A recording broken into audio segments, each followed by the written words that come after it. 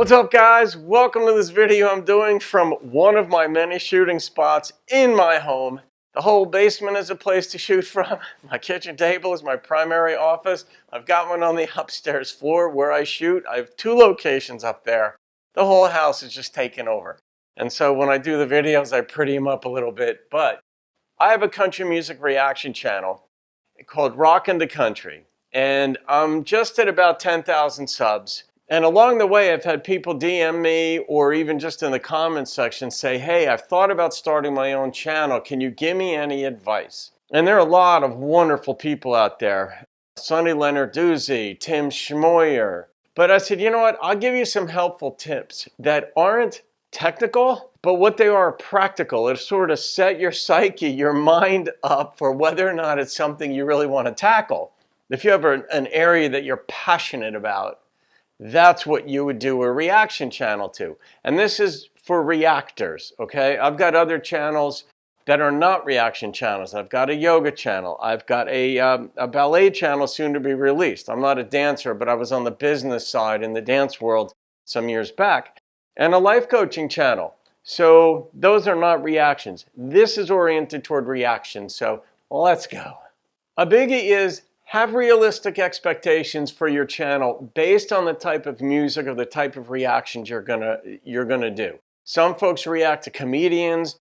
I react to traditional country music, which is a niche market. It's traditional is not pop music, so I know I'm not a No Life Shaq type person. I don't have his personality anyway. Very few people on planet Earth do, for instance, which is why he's like the king of the hill. Everybody loves that guy. Have realistic expectations, though. If you're not doing Eminem and Nas and rap or whatever, it's going to narrow down. So just have realistic expectations for what you're going to do. So when you see slow growth, which you probably will anyway initially, it's not disappointing to you, okay? And here's one related to growth. Don't go into it thinking, if I could just get 1% of the market, which is an entrepreneur. A new entrepreneur thinks that way. They invent something or they think they've invented something.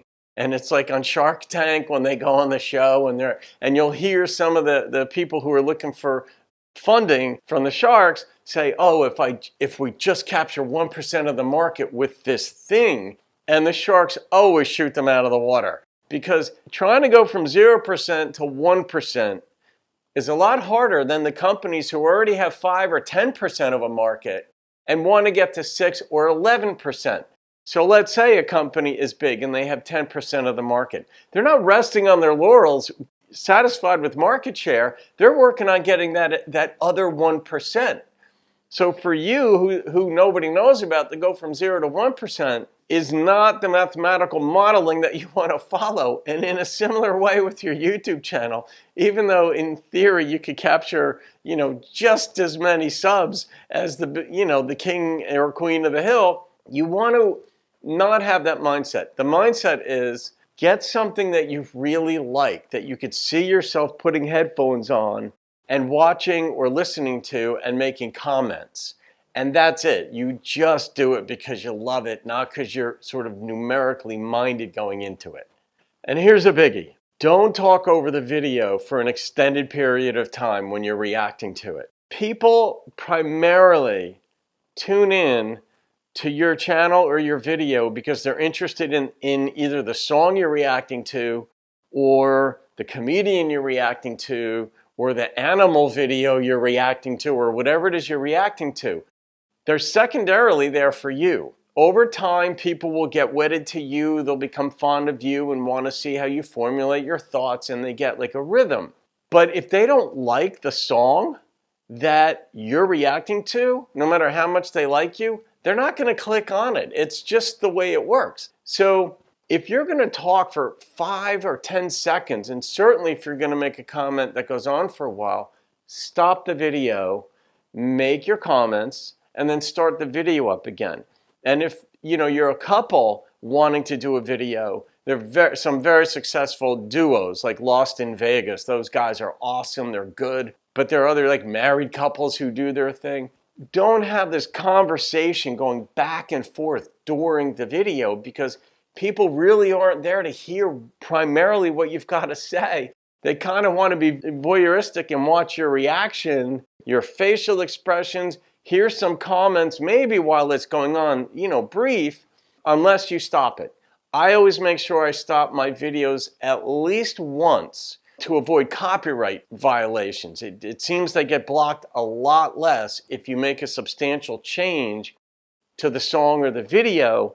So I usually stop it once or twice, but just make sure not to talk too long while the song or the video you're reacting to is in motion. Here's a huge one, and this is bigger than lighting and visuals. It's make sure your sound is good. It's not hard to get your sound good, but learn some of the basics of editing, whether you edit on your iPhone, on your phone, could be an Android, whatever. I edit in iMovie, so I have a Mac, but if you have a PC, whatever software you're using, it will have a function on there that enables you to adjust the volume. So some of the songs I react to, the volume was recorded very low, or it was uploaded very low to the internet, so when I react to it, my voice might be way louder than it. So I make sure to bump the volume up on the song or lower my voice so that I'm not either freaking people out when I speak because all of a sudden it's super loud, or they have to strain to hear me. That's called normalizing, and you want to get the sound volume similar. So just familiarize yourself. A bunch of people out there will show you. Just go on, YouTube and say, how do I adjust the volume when editing a video? And it'll show it to you. Okay, and this is a visual one. If you're doing a screen capture, when you're doing your reactions, if an ad pops up on your screen while you're doing it, click the ad off. I've seen a number of reactors, not too many, but it's enough where it left an impression that the ad will be up on their screen, and because it's on a screen capture, it shows up on their upload, and it can be distracting. Sometimes it goes right across the face of the comedian they're reacting to or the artist's video that they're reacting to. So just be mindful to click it off and then get your cursor off the screen right away after you click off the ad if you're doing a screen capture. And here's a good one. Put good energy into your videos. Pick a subject that you're enthusiastic about. It doesn't matter if you're reacting to English language. If you're passionate about the English language and you're doing a reaction to poetry readings or something, just make sure that you're not sitting there stoic and unemotional. People are there to see your reaction.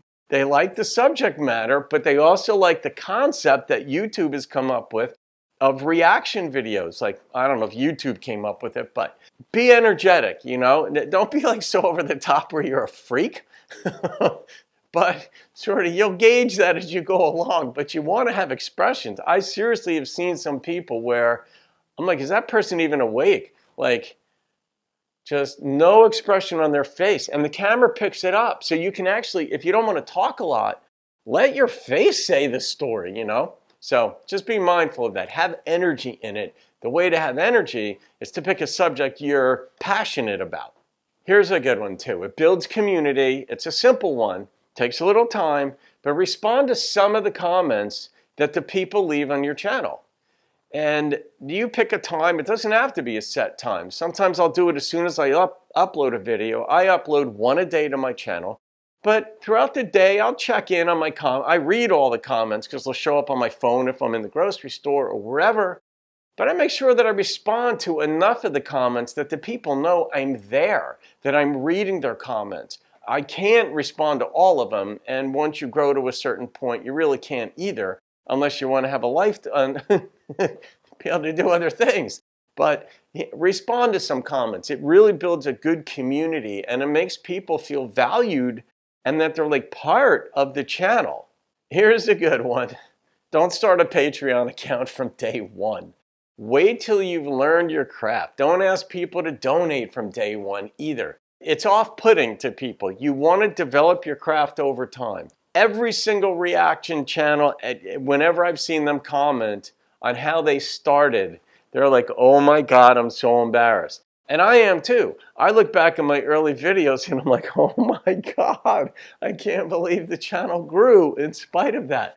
But people aren't going to donate until there's like better quality out there. And you'll know because people will start to ask you to start a Patreon account. I've been asked by some, I haven't done it, but I've been asked by some folks, will you start a Patreon account so that I can make requests to you and they get moved up in queue?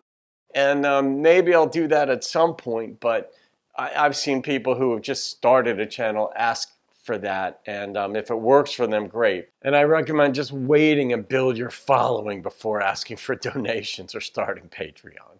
Here's a good one too. Post at regular intervals. Going into it, if you're gonna start a channel, sort of have a mindset as to where your free time is in the week. Try to get an idea ahead of time. You'll modify it as time goes by, but how often you want to post.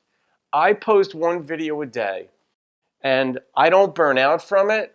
I love posting my video each day. I like the engagement, going back and forth. I like reading the comments and such. But if I were to do 2 or 3 a day, I'd probably burn out. Plus, I have to get so much other work done that I don't have that kind of time. But even if you have that kind of time, be mindful that if you're going to do, let's say, 3 videos a week, let's just say pick a number. You want to say do it, let's say Monday, Thursday, Saturday. Whatever your schedule is, try to stick to that. Because your creative brain, however it works, will sort of make this subconscious note that it's time to do the video or time to get to editing the video or whatever your routine is. If you go a couple of weeks without posting, you'll lose people. They may not unsubscribe, but it's kind of a disappointment because as people become fond of you, just like watching a TV show, they want to see what you're doing. So stick to it. Try to stick to a regular schedule and you'll build your community faster and better. Okay, here's one that has to do with the comments that are left. Every once in a while, you're going to get somebody who leaves a nasty comment. And what I do is I just delete it. I don't argue with them. I listen to the comments, but when somebody just posts something that's nasty, I delete it because I don't want the people on the channel to have to see that.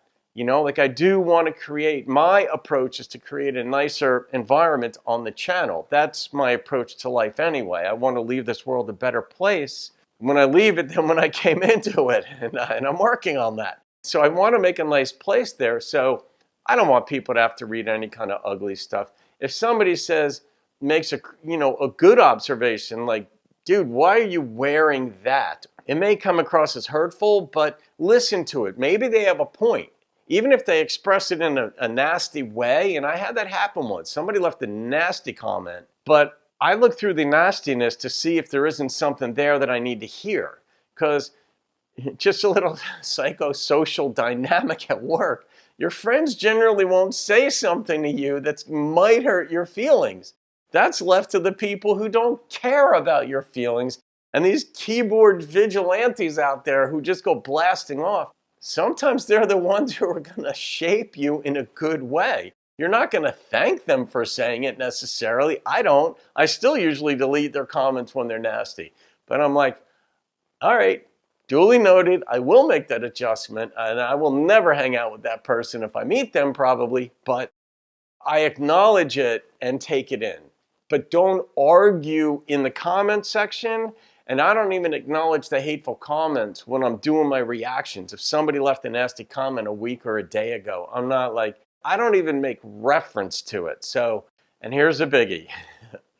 Reactors don't make money almost at all doing reactions because the copyright, the material that we're reacting to, whether it's a song, whether it's a comedian or whatever it is, those are copyrighted. By and large, they're copyrighted. So if you're going to react to Pink Floyd, Led Zeppelin, Eminem, I do country, so I'm reacting to Waylon Jennings, Merle Haggard. I love Miranda Lambert. She's out of Nashville. By and large, they own the copyrights. And so if there are ads that appear on the channel, they're the ones getting the ad revenue. YouTube gets about half of it, and then the artist or the label or the songwriter, whomever, publishing company, gets the royalties. So don't go into it for the money. You may pick up a couple dollars here and there, but you can't make a living at it. You really have to keep a second job.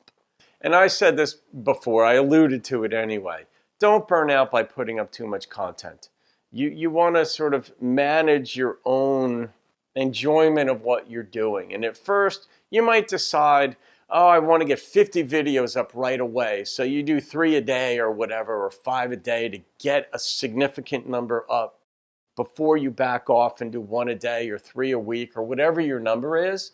And I understand that. I did that. I did 3 a day for the first month, so I got to my 100 mark. So that if I did have a video that people really liked, they'd have other videos of mine to watch. But don't overdo it. That's my recommendation. Just sort of keep yourself in the pocket so you can be consistent. And here's the final one for this part. I'll do a part 2. And maybe a part 3 as they come up. But be you during the videos. Okay? It's common to look at some other reactors out there. Like I reference No Life Shaq a lot because I love the dude. I've been watching him since he had like 200,000 subs or something like that. And he's got like 1.8 million now, and deservedly so. That dude has it. And he's likable. He's articulate. He's funny. He comes up with stuff just off the cuff that I'm like, I'm dying laughing. And I'm like, what? It's brilliant too. Like, there's so much about that guy to like. And I'm so happy for his success. But I'm not going to copy him. Imitation's the greatest form of flattery, but you got to be you doing what you're doing. You can only imitate other people for so long, and it'll grow on you. It'll make you weary. Just, be you, whoever you are.